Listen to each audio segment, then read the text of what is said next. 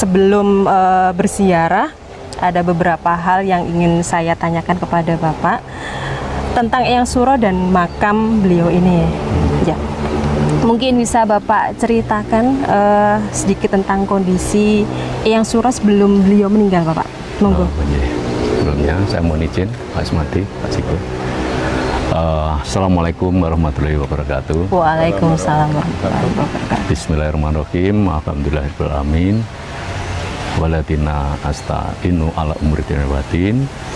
Allahumma sholli wa salim wa barik ala habibina wa syafi'ina sayyidina wa maulana Muhammadin wa ala alihi wa ajmain ajma amma ba'du, serta saudara-saudara semuanya yang ada di sini, bahwa kami akan menjelaskan tentang sebelum Bapak Ki Ngabei Surodiwiryo sebagai pendiri Persaudaraan Setiahati itu menjelang wafatnya ya. Ya, menjelang wafatnya ya. Bapak Ki Ngabei Surodiwiryo itu pada tahun 1944 itu sebelum beliau wafat, beliau memberikan pengajarannya yang terakhir di Balong Ponorogo. Ya, bukan ngecer Mbak ya, tapi memberikan pengajaran terakhir, berarti memberikan pengajaran kepada saudara-saudara kita yang ada di sana, ya saudara Esa, yaitu saudara Kusni. Pak Kusni itu seorang kapten AKP ya, AKP polisi, itu bapaknya Bapak Gus Bakir, ya, dan Bapak Suryo Caroko CS. Pak CS berarti beserta saudara-saudara yang lain yang di Balong, ya Balong Ponorogo. Sepulang dia memberikan pengajarannya di sana, beliau kembali pulang ke rumah kediaman beliau, yaitu Panti Setiahati. Di situ beliau tidak berapa lama menderita gerah. Beliau kan punya bawaan gerah asma ya, sakit asma. Dari situ beliau gerah dan akhirnya beliau wafat pada Jumat Legi tahun 10 November tahun 1944 seperti tertulis di situ. Betapa hebat beliau, karena sebelum Hari Pahlawan itu ada, ya kan tahunnya tahun 44 sebelum kemerdekaan, beliau sudah mendahului dengan kepergian beliau ke rahmatullah, itu yang dijadikan Hari Pahlawan oleh Negara Kesatuan Republik Indonesia kita ini. Kemudian beliau itu yang menurut kami luar biasa, sebelum beliau wafat itu malam harinya, itu malam Jumat Legi, itu beliau menyampaikan kepada Nyi Ngabei Surodiwiryo, yaitu istri beliau atau Ibu Saryati. Beliau menyampaikan bahwa, Bu, nanti besok akan ada tamu yang sangat banyak. Tolong kambing yang di belakang rumah itu dipotong. Tapi tidak ada yang mengira bahwa beliau akan pergi untuk selama-lamanya meninggalkan kita semuanya. Ya. Dari situ baru tahu ternyata Eyang mau pergi meninggalkan kita. Yaitu pada jam 13 beliau meninggal, wafat, meninggalkan kita semuanya. Yang pertama kali menunggu beliau sampai meninggal yang tahu. Ya, itu yang pertama Nyi Ngabei Surodiwiryo, kemudian Bapak Yudhodi Harjo dan Ibu, dan yang satu lagi adalah Bapak Mustomo. Bapak Mustomo. Ya, 4 orang ini yang menunggu beliau. Jadi tidak ada seperti ceritakan mau meninggal yang Suro menyampaikan kalau apakah sudah paham Esa semua, apakah ada yang ditanyakan Esa, tidak ada. Seperti cerita itu tidak ada. Itu cerita yang dibuat. Nah, yang ada beliau meninggalkan dengan tenang, dengan tulus dan ikhlas pada hari Jumat Legi itu, ya. Sehingga setiap malam Jumat Legi kita di Panti selalu mengadakan lagu, ya, lagu kita melek atau wungon di Panti dengan membicarakan tentang hal-hal yang berkaitan dengan kebatinan atau keilmuan Esa. No pencak silat. Oh, no pencak silat saja. Boleh. Jadi dari dulu ya. Jadi itu kalau orang Jawa kan geblaknya itu. Itu masa berkabung kita hari Jumat begitu, kita tidak boleh melakukan aktivitas silat. Ya, baik itu jurusan, baik itu main bungus, permainan pencak silat atau permainan yang sebenarnya nggak boleh. No. Ya. Boleh kita lanjutkan sedikit mungkin? Siap. Ya, sudah ya. Monggo. Akhirnya beliau meninggal, sedikit saya sampaikan bahwa pada waktu beliau meninggal, Ya. itu sebagai resepsi upacara pelepasan itu, ya, beliau kan beliau disandarkan di pendopo panti yang tadi kita rencana itu, Ya, ya, ya. yang di Kota 4 itu, beliau sebelum dimasukkan ke penutupan peti, beliau itu ada perwakilan saudara yang menyambut, yaitu mulai dari Pak Mustomo, kemudian Pak Suwiryo, Pak Rahmat. Itu mewakili tingkat 3, Dedetrap, Pak Rahmat, tingkat 2-nya Pak Suwiryo, tingkat 3-nya Pak Mustomo, tingkat 1-nya Pak Mustomo, sorry. Nah, itu di situ beliau yang menyaksikan penutupan terakhir peti jenazah yang saudara. Kemudian saudara kita juga yang menyampaikan doa kubur, yaitu Bapak Suryadi Kusumo, ya, yang makamnya di Sarangan, Magetan. Nah, itu Pak Suryadi juga yang mengumandangkan adzan pada waktu beliau Podhir, panggilan kita. Podhir itu tuan, Mbak, ya. Jadi itu King Abisro masuk itu yang memberikan kumandang adzan, yaitu Bapak Suryadi Kusumo. Jadi jelas sekali kita, karena memang kita yang langsung mendapatkan informasi dan tertulis dari sesepuh-sesepuh atau senior-senior kita. Ya, kemudian setelah sedikit aja Mbak ini ya, supaya paham, setelah yang dimakamkan pada waktu senja, semua kembali ke panti dari pemakaman ini. Di panti, di pendopo panti beliau berkumpul. Tidak bisa kita tuliskan, kita bayangkan betapa sedihnya saudara-saudara, terutama saudara yang masih pengen melanjutkan tentang kebatinan. Itu beliau sangat kehilangan sekali kepergian Bapak King Abisro Diwiryo. Akhirnya datanglah di situ seorang naib Winongo atau Njiwan. Winongo ini dulu kan ikutnya Njiwan, Mbak. Jadi boleh dikatakan naib Njiwan.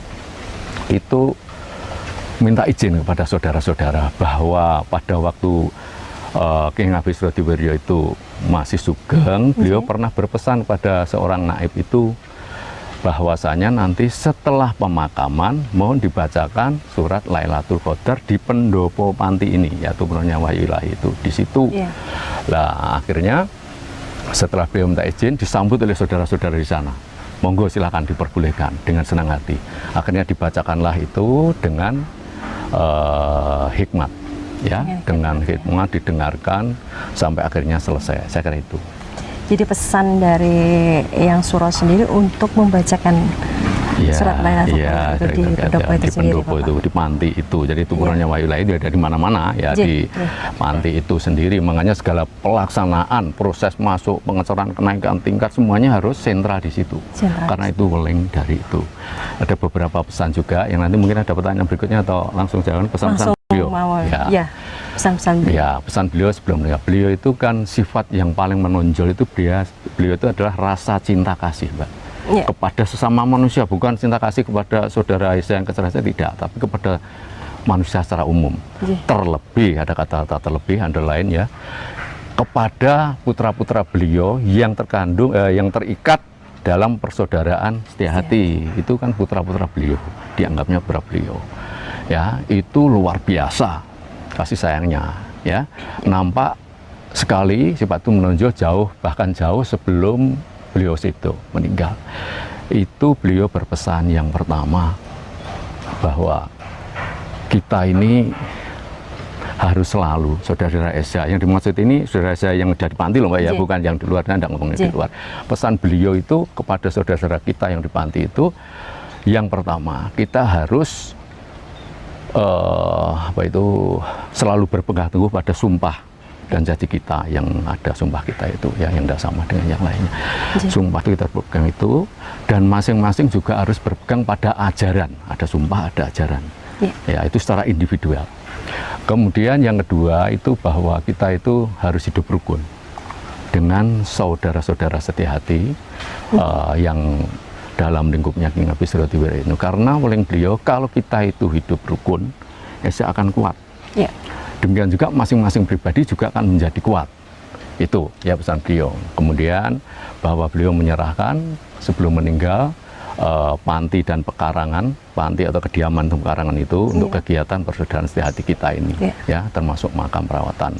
Dan pesan di yang lain dalam buku yang hasil musyawarah tahun 77 suran itu beliau sampaikan ada saudara-saudara yang ini ya, yang pertama, setelah saya pulang maksudnya King Abdi Sujati pulang ke Rahmatullah, saudara-saudara harus tetap bersatu hati, ya, meskipun tempatnya jauh-jauh, bersatu hati dan bersetia hati, satu. Yang kedua itu diharapkan saudara-saudara mau memaafkan Bapak King Abdi Sujati selama masih hidup di alam fana ini dengan tulus dan ikhlas. Yang terakhir pesan beliau titip Nyi Ngabdi Surodiwiryo atau Ibu Saryati ini selama masih di dunia fana ini beliau bernitipkan supaya dirawat sehingga sampai besok tahun 69 itu meninggal itu. Jadi pesannya seperti itu. Saya garis bawahi bahwa sekali lagi bahwa pesan ini bukan untuk yang lainnya, tetapi hanya untuk kalangan dari orang-orang atau warga-warga setia hati kita di panti ini. Jadi tidak usah dipermasalahkan karena ini waktunya masih lingkupnya untuk kita sendiri ya, nanti ada dan sebagainya. Enggak, ya saya kira itu. Monggo. Baik, lalu bagaimana Pak kondisi rumah atau panti SH sepeninggal Eyang Suro? Oh iya. Jadi gini, panti itu kan memang diserahkan, diwakafkan pada kita semuanya untuk kegiatan SH. Jadi sudah barang tentu kita berkewajiban merawat. Jadi sudah beberapa kali karena memang rumah sangat tua toh. Panti itu kan tahun 1914, 1933 yang menetap di situ kan sudah ada. Jadi sudah 100 tahun lebih. Jadi beberapa perombakan-perombakan dan perombakan pembangunan panti itu dilaksanakan oleh sesuai tugasnya, yaitu kalau sekarang yang megang Pak Sikun, yaitu badan pengasuh yang mengatur rumah tangga panti. Seperti itu. Ya, kalau pengasuh kan hanya mengikat, menghantarkan saudara masuk begitu. Seperti itu. Baik, mohon izin Bapak, bagaimana keberlangsungan setia hati pasca meninggalnya Eyang Suro, Bapak? Oh, iya. Jadi berarti kita mulai dari 1944 ya, beliau meninggal itu. Setelah beliau meninggal kan harus ada pengganti untuk keberlangsungan SH itu. Dan penerusnya itu mungkin sudah pernah saya muat yang di sebelumnya, yaitu pada waktu itu kalau di SH itu memang bukan jadi barang rebutan ya, kalau menjadi juru kecer ya, itu kelanjutan estafet itu bukan sembarangan, jadi penuh dengan risiko. Waktu itu ditunjuklah, karena juru kecer itu ditunjuk, tidak memantaskan dirinya, karena tidak pernah terjadi seperti itu. Memantaskan dirinya, saya jadi pengasuh, nanti ada di panti saya jelaskan tentang itu. Itu beliau adalah Bapak Kanjeng Bupati Kusnindar, Bupati Madiun kala itu. Ya, itu menjadi penerus Eyang Suro. Ya, dan nama-nama ini perlu digarisbawahi. Itu ada, nanti kronologinya di panti saya jelaskan. Ada dilangsungkan lagi setelah beliau sido, dilanjutkan ke Bapak Hadi Subroto dan Bapak Karyati, 2 orang ngecer ya. Itu. Kemudian dari itu tahun 1978 juga demikian, tidak nyun sewu, tidak royoan gitu, enggak. Bahkan justru ditunjuk banyak yang enggak mau. Pada waktu itu ada yang namanya Pak Rahmat Suronegoro, itu kakaknya Pak Makto. Beliau sudah nyun sewu sudah 2 kali. Pak Elias di Jogja itu sudah 4 kali. Nah, beliau enggak mau, tidak ada keberanian. Maka dari itu sekarang kalau di panti, kalau mau tingkat 3 harus berani, karena nggak boleh tiba enak dewe dapat ilmunya terus melaksanakan nggak mau ya. Nah, di kita tuh seperti itu, bukan malah sesuatu royoan, nggak ada ya. Itu Pak Makto didaulat, jadi sudah tidak ada pilihan didaulat. Pada waktu itu Pak Makto itu domisilinya di Surabaya, didaulat harus mau oleh kakaknya. Pada kakaknya, kalau cerita guyon-guyon saya sama nanti itu loh, senior-senior KB paduni gak gelem ae kan gitu kan. Akhirnya Pak Makto alasan waktu itu, rumah saya itu di Surabaya, dibelikan sama saudara, coba di Jalan Marga Karya ya, rumah saya carikan, tidak ada alasan pokoknya. Kalau dulu ya memang orang saya itu ya orang berpengaruh semua ya, ya tidak orang sembarangan ya. Jadi dibelikan, tidak bisa ngomong. Masih satu lagi permintaan Pak Makto, saya menunggu tunjuk dan tidak saya jelaskan Iya, kalau ini ya. tunjuk, Petunjuk itu ada, beliau akhirnya berani istiqaroh lah kalau Iya. di kita di Indonesia istiqaroh. Ternyata diberitahukan, oke saya berani. Baru tahun 78 menggantikan Pak Karyadi. Oh. 1978 Iya. ya. Karena dirasa Pak Karyadi sudah tidak mampu lagi ya, sudah sepuh banget Iya. Pak Karyadi itu. Caranya yang Suro itu. Nah, ini yang perlu saya jelaskan, ada Pak sana dulu aja nih ya. Itu Iya. Pak Karyadi akhirnya ke Pak Sumarto sampai 1998. Ya. Ya, 98 beliau sudah sepuh 20 tahun. Akhirnya beliau menunjuk Bapak Gus Subakir atau Pak Cu. 21 tahun berlangsung. Nah, terus di dalam suran ditunjuk. Tadinya ya ini suruh Pak Esmadi itu disuruh ngader sama saya, latihan itu sudah belajar betulnya, tapi kita selalu memakai etika. Bukan ya Royan yang mau, enggak akan. Karena ini tampuk warisan mulai dari pisau untuk, kalau kecer kita itu nggak tahu ya, kalau dari itu kecer kita itu ya pakai pisau, ya toh, pakai suruh. Kalau namanya kecer itu ya seperti itu. Ya kalau tidak seperti itu namanya ya bukan kecer kalau menurut saya ya. Kalau hanya tidak sama dengan kita ini ya. Makanya dulu kecer itu karena kecernya sama. Model bentuknya itu sama tidak semua dirubah, itu namanya satu, tunggal itu satu itu, bukan kok hanya anunya aja satu orang, tidak. Jadi seperti itu. Kemudian saya jelaskan dari Pak Asmadi ditunjuk. Pak Asmadi sudah belajar berapa kali itu ditunjuk sama saya, rundingan terus. Tidak Pak Cu aja pada akhirnya suatu hari dijatuhkan tanpa bisa kita menghindar semuanya. Pak Ismadi tahun 2019, saya juga mendorong, memotivasi, tidak memusi menyikuti lah. Ini orang tidak tahu keilmuan. Kita dukung, kita semangat, akhirnya berani. Sudah masih kita berdua kita tanggung. Pada waktu itu terus Pak Cu sebelum gerah itu Pak Cu ngasih memberi terus caranya begini, cara begini. Seperti akhirnya Pak Ismadi sampai sekarang ini kita doakan untuk selanjutnya supaya Pak Ismadi diberi kesehatan. Amin. Ya, kemudian sedikit bumbung di depan makamnya yang Suro ya kita tidak berani ya berbicara bohong dan sebagainya, tidak berani. Bahwa tahun-tahun yang rawan tahun 60-an itu Mbak ya, kan peta politik di kita ini kan luar biasa di Indonesia ya, ada ini itu dan sebagainya. Akhirnya pada tahun sekitar tahun 64 65 itu ada salah seorang tokoh kita yang bernama Bapak Sumarto. Bapak Sumarto itu mantan Bupati Bondowoso dan Bupati Ngawi. Beliau yang mengaktifkan Esa. Tidak usah takut, Esa harus berlanjut. Beliau itu bukan juru kecer. Dia mengaktifkan, beliau itu Tweede Trap terakhirnya yang Suro, tingkat 2 terakhirnya yang Suro. Sampai beliau itu. Itu beliau yang sangat berani mengaktifkan. Ya, karena pada waktu peta politik yang sangat carut marut itu kan ada beberapa, sebetulnya di kita itu makanya disumpahkan tidak boleh mengikuti politik bereneging atau politik praktis, itu tidak boleh di Panti. Kalau dia boleh perorangan gitu loh. Lah ada beberapa ya, itu kan berarti termasuk pelanggaran ya. Sebaik apapun orang Esa itu kalau sudah melanggar sumpah ya tidak ada artinya. Bablas kalau Pak Sikun mengatakan ora kanggurung dino. Ini ya, ini perlu di, makanya iya pada anak-anak gitu ya serapa apa jajan ra kanggo terong dino tenan awak meneh. Ngalani wong Esa ora sajak gelut kok. Iya toh, dijak melanggar sumpah bareng-bareng netokne didelok wae. Loh ini terjadi benar ya. Artinya bahwa tidak Islam itu bukan mesti tidak mati. Kalau pepatah mengatakan Pak Merto sering ke atas tidak tumbuh, ke bawah handap ke bawah, tidak berakar. Seperti digirik kuda, kelihatannya hidup, jenggreng pohon itu, tapi dia itu mati.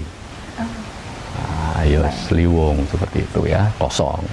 Nah untuk itu perlu saya sampaikan, akhirnya tahun sekitar itu ayo mulai lagi aktif karena beliau bupati itunya Pak Sumarto. Pernah Pak Sumarto itu rumahnya jalan mana Mas? Jalan dari ini Majen Sungkono. Majen Sungkono itu Majen Sungkono apa Hartono apa itu? MT Haryono itu. MT Haryono lah itu cucunya itu Mas Budi itu cucunya. Beliau tokoh di Esa luar biasa, rajanya 36 kalau orang kita ngomong. Ada dia masalah jero 36 ahlinya beliau. Ya saya pernah diajar beliau ya, dulu waktu itu. Orangnya humoris, Tapi kalau dia sudah pendirinya tegas kayak yang Suro ya terak semua, jangan sembrono intinya sama dia. Jadi dia itu orangnya humoris. Orang SD itu mana ada yang tegang tuh ya? Kayak Pak Bas itu humoris semua. Iya, enggak perlu dilihatkan. Ya kalau kita omong nggak guyon, tapi ya dalam koridor. Kalau kita sudah ngomong ilmu ya kita serius gitu. Nah, untuk itu ya Mbak saya sampaikan. Jadi perlu digarisbawahi bahwa yang mengaktifkan ESA sampai sekarang waktu itu yang sangat berjasa namanya Pak Sumarto. Pak Sumarto. Ya pernah di ini ya, Pak Sumarto itu orangnya terbuka karena dia mantan bupati sampai terkenal pada waktu beliau sudah tidak menjabat bupati. Iya. Pernah cerita ya, itu Kanjeng Bupati Kesdinter itu putranya cerita sangat hebatnya dia itu orang tidak tahu dia tapi tahu jasa beliau di Bondowoso. Beliau ke sana naik becak. Beliau bilang, "Saiki kok Bondowoso wapi men ya." Kok kutone tertata. Situ kak abang teng becak itu sambil meh ngomong lha sinten bupatine ingkang kula kayuh niki. Berarti orang lain mengenal beliau. Iya. Tapi beliau itu sebetulnya ya laissez faire aja. Iya. Ya itu begitu. Pribadi kita sebenarnya banyak mungkin kita tahu saudara-saudara Sapanti di masyarakat itu, tapi orangnya ya seperti itu, enggak atribut sok gini-gini enggak kita lepaskan semua itu. Jadi itu, tapi juru kecernya Mbak tetap Pak Adi Subroto dan Pak Karyadi.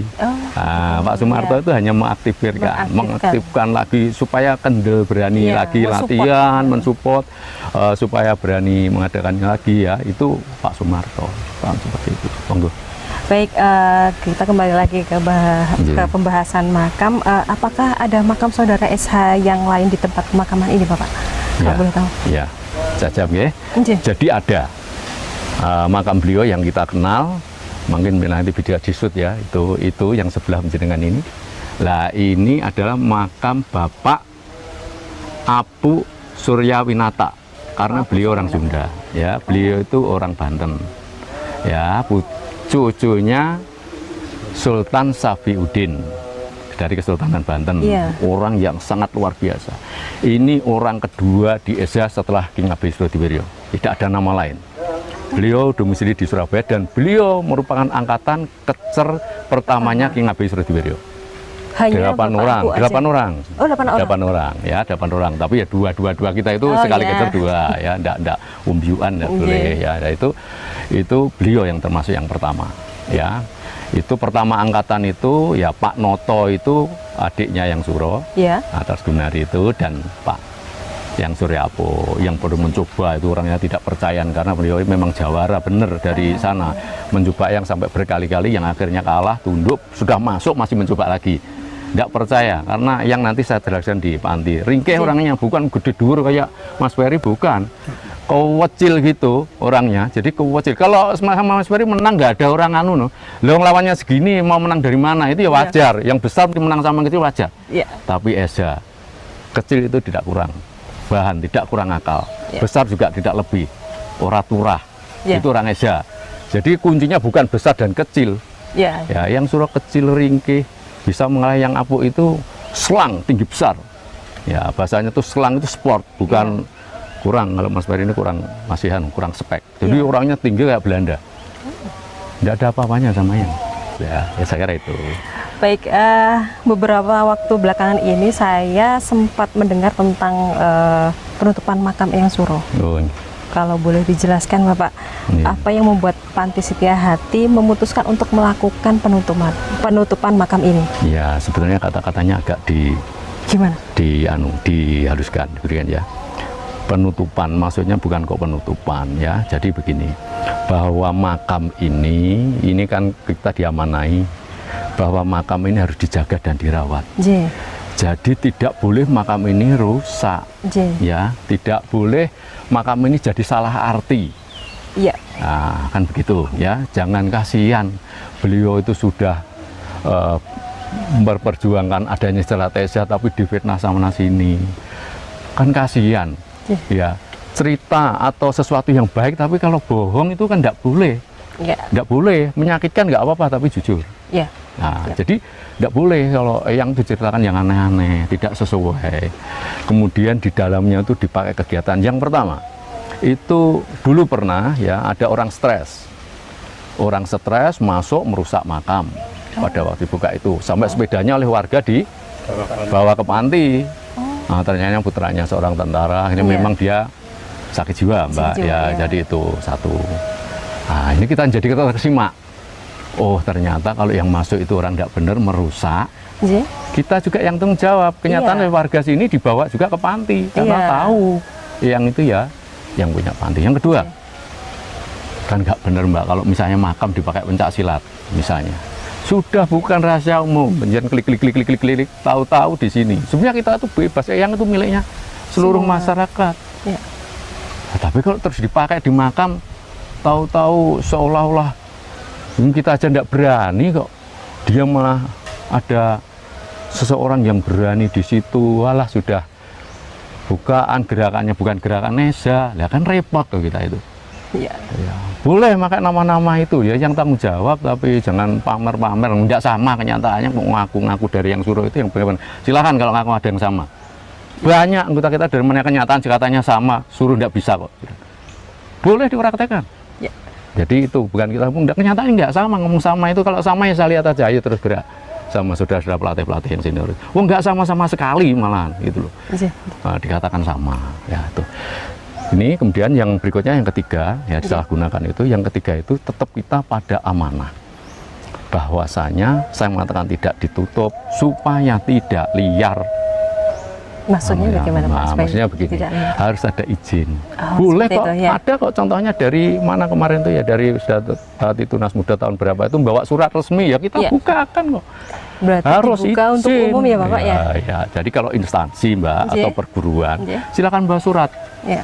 tertulis, Nggih. dicap mana organisasinya, dari mana aja boleh, tidak harus dari SHSan, Nggih, nggih. tidak boleh dari Pemkot, boleh dari krunya Pak Andri, boleh, silakan bawa surat resmi. Engko pas cedak bagus anak buahnya terus celunang sunung ya ora oleh, ya ada aturan harus Ya. pakai surat.